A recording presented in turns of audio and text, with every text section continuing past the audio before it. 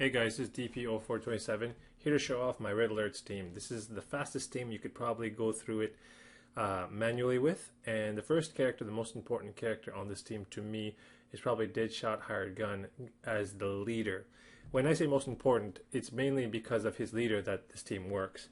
His leadership ability, giving all allies a 100% chance to crit on their first turn, is the bread and butter of how this team works. You're going to need him at least at legendary 1 for this team to work. But you see here I have him at legendary 4. You don't necessarily have to have him there. Maybe L1, L2 is good enough. If you want to pick up a second legendary, maybe get the upgrade on his wrist guns so that you can get more turn meter when finishing off a low health enemy. Or even the bounty shot, giving you invisibility again when you kill someone with his big shot. Just to give him a little bit more protection. But you're probably not going to need it with the speed at which you're going through some of these battles. So the next person to look on this team is Larfleeze. And Larfleeze is one of the more important characters. Well, I guess everyone's really important on this team. That's why it works. So it's all based around ramping. So in this case, Larfleeze, he gains a lot of crit chance ups whenever someone on your team dies on his 5th ability. That's not too important because you don't want people dying on your team. But the 4th legendary, gaining 20% turn meter up whenever someone dies, is really important. And if I was gonna keep him at L1 or 2, you'd probably want to take the 4th legendary first. And then that being said, if you take a look at his other legendaries, they're great, but you don't have to have all of them. The more important ones, again, are his 4th legendary, and if you really need, maybe you could pick up his basic to gain a little bit more life back, but it's not super important. Etrigan is the next person to look at here. In his case, again, another ramping character. Whenever someone dies, he gets tons and tons of buffs. So that being said, his 4th legendary, very important here. This is a character that maybe you want at least legendary 2, not just legendary 1. So you'd start with 4 in this case, and maybe pick up his legendary on his basic that allows him to hit twice if overhealed, and most of the time he will be overhealed, if not all the time. So those are the two I'd probably start out with, and then maybe work towards the other legendaries if you have him at a higher legendary. And then finally we get to Black Adam, the big man. He is probably the character that will do most of the work in this team. Once he gets going, he's unstoppable. The most important one here is the legendary on his 5th ability, which gives gives him the ability to reset Shazam, right? And whenever he kills someone. And Shazam is basically going to be the move, as we see here, that wrecks everybody and lets you also punch people if there's still someone left on the team. So for that, I'd probably start with 5 to make sure that you're resetting Shazam a lot whenever you kill them. And then the fact that you're using Shazam a lot, maybe you consider picking up lightning, or the upgrade on that to use lightning storm or lightning punch afterwards. And then again, if you have that, maybe pick up the legendary on the basic. So then that's the ins and out of this team. I'm going to get into some video and show you how it works. So as you can see here, I'm just going through my red alerts list, see who I'm up against. And what you want to do is avoid teams that have taunters, mainly because you want to be able to pick and choose your targets. And having a good mix of affinity is good, so that you'll always be able to sort of start off one-shotting a particular character. So in this case, you know that Deadshot Hired Gun is going to go first. So having a nice soft blue to pick off right away gets the ball rolling real fast. So in this case, I picked a team that had Zatanna on it. You can see that I'm going to go right out and one-shot her. There she goes. And there goes Etrigan. So then we have Shazam ready to go. It didn't kill anyone, but it did get a punch after, considering Cyborg was so low. So here we go again. I'm going to take out Cyborg with that. And then the rest is just a matter of ramping up and going through the motions. Oh, just a note as well, this video is a little bit old, so you notice I don't actually have it on 3 times speed because the option wasn't available at that time. So I am going through it on 2 times speed. But I'll go through it you can see at the length of this video how short it actually is in terms of going through all of red alerts. So you don't necessarily have to think that the video is actually it actually takes this long because of the fact that the video is a bit old. So if you were playing this on 3 times speed, I would say you probably cut down at least a third of it in terms of time if you plowed through it the way I do. So you see here, I actually decided to open up with Conduct Storm instead of Shazam, mainly just because sometimes if you're going up against an intelligence-based green, you might not be able to kill them with Shazam. Oftentimes, if they're not intelligence-based green, you should be able to one-shot them unless they have a lot of shields or something like that. So you can see here that basically it's Black Adam and Larfleeze doing all the work, and from time to time, Etrigan will get his turn, and then he'll probably AoE, kill a bunch of them, or finish them off with double punches or something like that. And then you'll have the opportunity to finish off some blues the next time Deadshot gets his turn, which is not that often, but as you'll see. But he does ramp up real quick too, because if you got the legendary on his wrist guns, he'll be able to gain a lot of meter right away. So even though Larfleeze and Black Adam will often go before him, he'll get turns real quick. So let's keep going here. So as you can see here, Black Adam's making short work of these teams, and I would say he's probably doing all the work here. Yep, seems to be the case. So that one was pretty simple. Let's keep on trucking. So moving right along.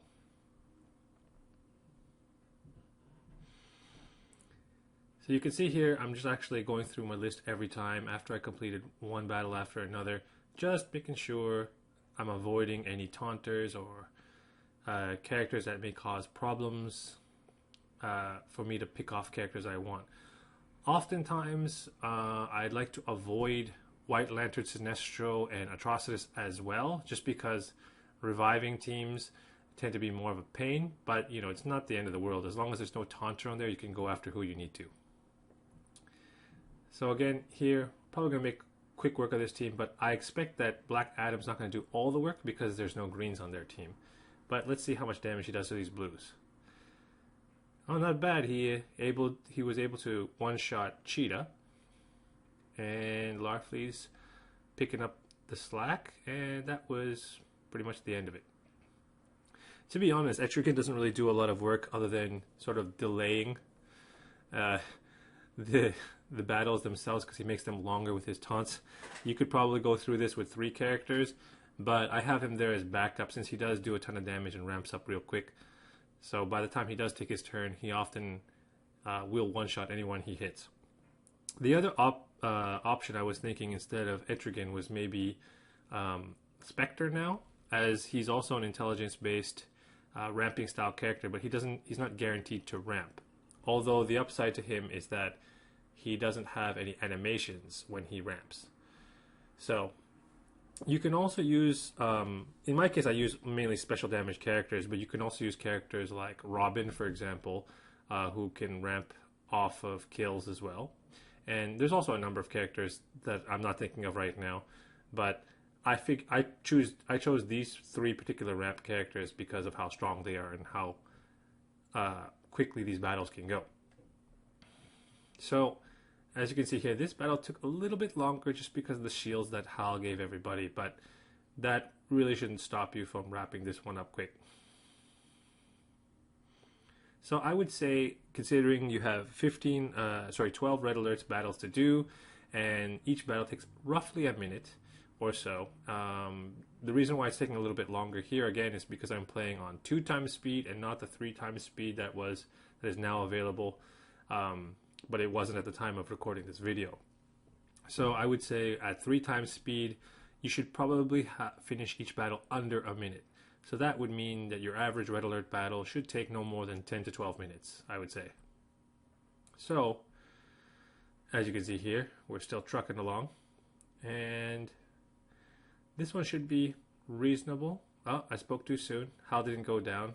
So Hal has a reasonable amount of HP and he has decent intelligence, so he was able to survive a decent amount of hits from Black Adam. But you can see there the wrist guns from Deadshot coming into play, him gaining all his meter back after finishing off Hal.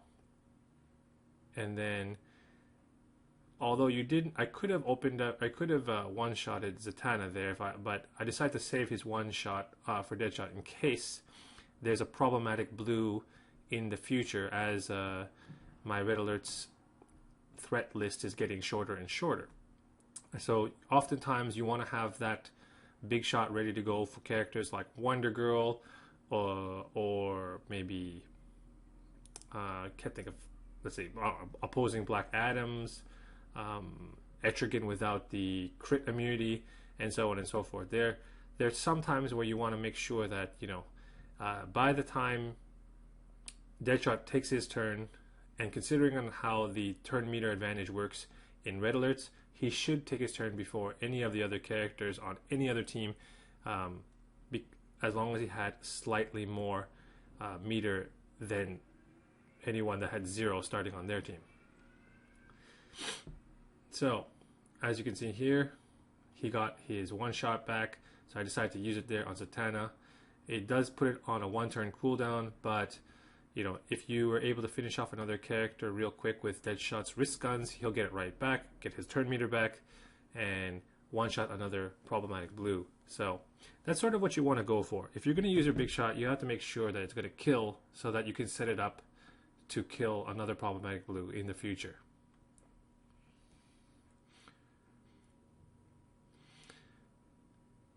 So as you can see here, we're still going through the motions, still looking for non-taunter based teams.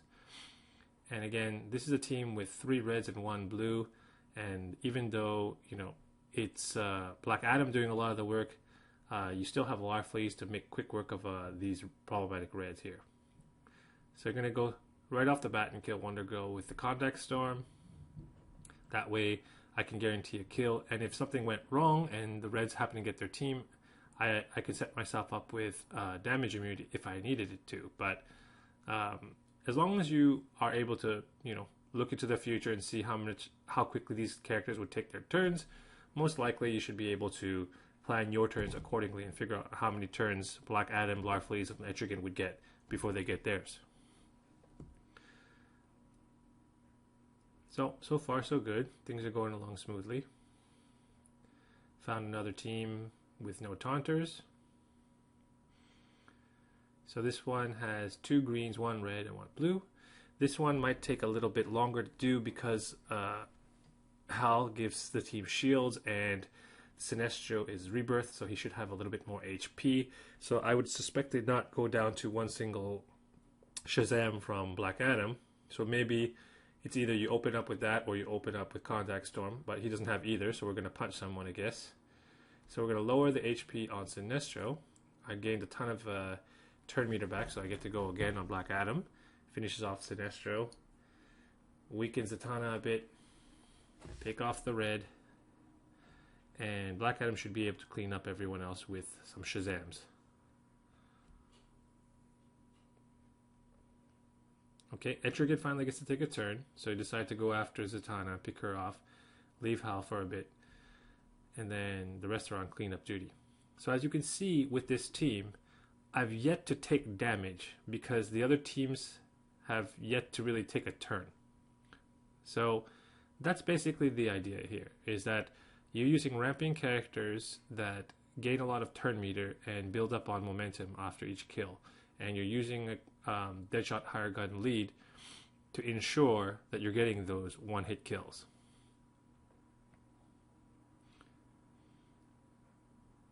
So here you can see they have an Etrigan on that team.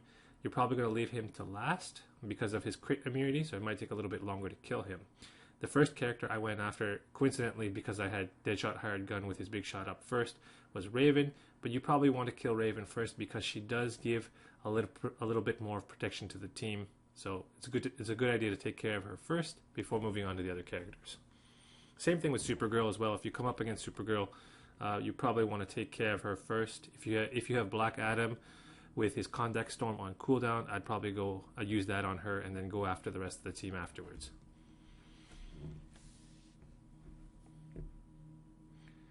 So this is a team that has Atrocitus on it. It can be a little bit annoying with the revives, but again, it's not super important. And something to remember about characters that can revive other characters is that you have Etrigan on your team. So once they start reviving them, Etrigan can ramp in terms of turn meter, so he can get his turn faster as well. So it'll unlock his AoE a lot faster as well. So here you go. You're going to finish off Zatanna with the wrist guns. You get your turn meter back, and then you'll have Big Shot open up if you need it. So given the state of the way things are unfolding, most likely you're not gonna be able to kill Etrigan with the Big Shot. So there's no point on wasting it on him there. Probably save it for, again, another problematic blue in the future that you can one-shot. So as you can see, things are going smoothly. And I'll add the caveat again, all my characters here are either Legendary 4 or Legendary 5. Again, you don't need to have them at Legendary 4 or Legendary 5. They can work with Legendary 1 or 2, given the certain characters. But, of course, having higher Legendaries will mean having more higher stats, which would mean more damage. So, but that again, would mean that the characters that you're facing will also get stronger as well. So you can see here, I actually finally ended up going up against a team with a Taunter, and pretty much nothing that you can do about that, because I think both options had. Actually, this is the last threat. Never mind. So it's because it's the last threat that was no option at this point. I'm finally taking damage because they're hitting me, but you should be able to clear this one out, no problem. Anyways. Larfleeze is almost dead, but considering how things are ramping, he probably should be able to get his turn and finish things off real quick. Wonder Girl's a bit of a pain because she's going to start whipping with all my buffs. Okay, so Larfleeze goes down, but Wonder Girl should fall to Etrigan's double swipes, or even just a single swipe there. And that's the end of that. So if you guys liked this, leave a comment down below. See ya.